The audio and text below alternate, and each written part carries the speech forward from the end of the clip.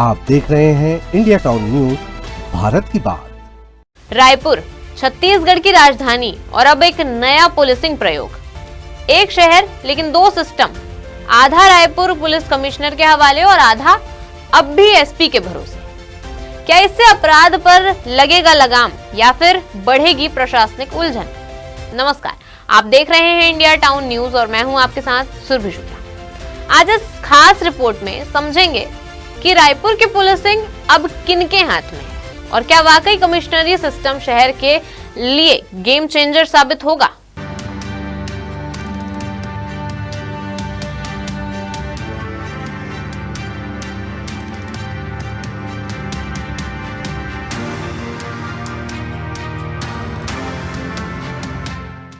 तेईस जनवरी 2026 रायपुर पुलिसिंग के इतिहास में दर्ज हुआ एक नया अध्याय।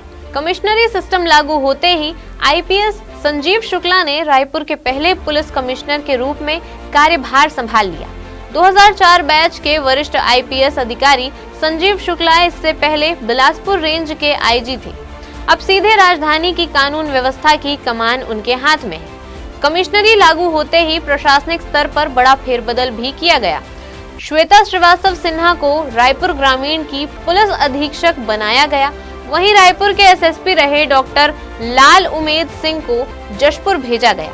जशपुर के एसएसपी शशि मोहन सिंह को रायगढ़ की जिम्मेदारी सौंपी गई। इसके अलावा 15 से ज्यादा आईपीएस अफसरों का तबादला एक साथ कर दिया गया। राम गोपाल गर्ग बने बिलासपुर रेंज के आईजी, अभिषेक शांडिल्य को दुर्ग रेंज की कमान सौंपी गई और बालाजी राव सोमावर को राजनांदगांव रेंज का आईजी नियुक्त किया गया।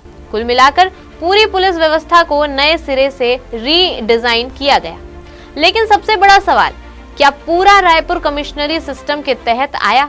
जवाब है नहीं।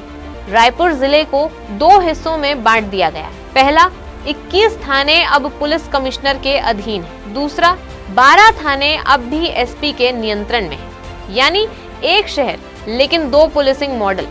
कमिश्नरी सिस्टम के तहत नगरीय पुलिस को मजबूत करने के लिए डीसीपी स्तर पर भी नियुक्ति हुई। Umesh Prasad Gupta DCP central, Sandeep Patel DCP west, Mayank Gurjar DCP north, traffic और प्रोटोकॉल की जिम्मेदारी विकास कुमार को दी गई। जबकि क्राइम और साइबर की कमान राजनाला स्मृति के हाथ में है। सरकार का दावा है कि भोपाल और इंदौर मॉडल की तर्ज पर रायपुर में कमिश्नरी सिस्टम लागू किया गया है, लेकिन अंदर खाने की कहानी कुछ और ही बयां करती। सूत्रों के मुताबिक आईपीएस लॉबी इस फैसले से पूरी तरह संतुष्ट नहीं है।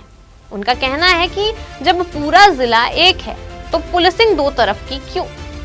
अधूरे कमिश्नरी सिस्टम के लिए दो अलग अलग स्ट्रक्चर बनाने होंगे, लेकिन ना तो मैन पावर है और ना ही संसाधन। एक थाने में जहां कम से कम 75 पुलिस कर्मियों की जरूरत है, वहीं अभी औसतन सिर्फ 30 से 35 जवान तैनात। अब इसी बल का बंटवारा होगा, जिससे फील्ड में पुलिस कम और दफ्तरों में स्टाफ ज्यादा होगा।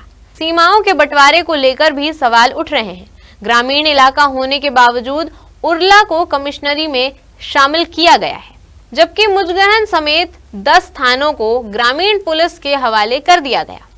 आरोप है कि यह बंटवारा व्यवहारिक नहीं बल्कि मनमाने ढंग से किया गया।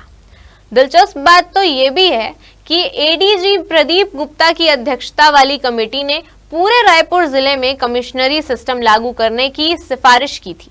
भुवनेश्वर मॉडल अपनाने की बात कही थी, लेकिन उस रिपोर्ट पर आज तक कोई ठोस चर्चा नहीं हुई। तो सवाल साफ है कि क्या आधा अधूरा कमिश्नरी सिस्टम रायपुर को सुरक्षित बना पाएगा या फिर यह सिर्फ एक प्रशासनिक प्रयोग बनकर रह जाएगा? और क्या आने वाले समय में यह पूरे छत्तीसगढ़ राज्य में लागू होगा? अब सबकी नजरें रायपुर के पहले पुलिस कमिश्नर संजीव शुक्ला पर है, क्योंकि इसी फैसले से तय होगा कि कमिश्नरी सिस्टम कामयाब हुआ है या फिर विवादों में उलझा रहा। अब आगे क्या होगा ये तो आने वाला वक्त बताएगा। फिलहाल के लिए इस रिपोर्ट में इतना ही।